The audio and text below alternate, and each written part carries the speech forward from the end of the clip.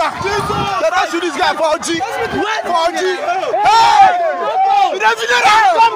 What you gonna do now? They don't shoot this guy just here. They don't shoot this guy.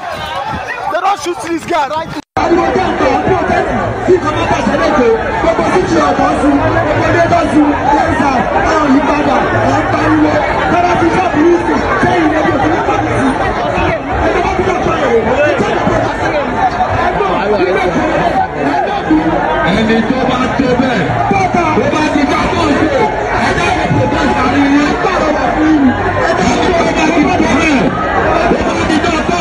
To threat, you know.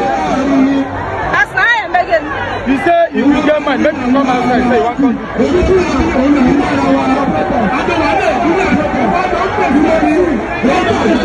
This is an threat now.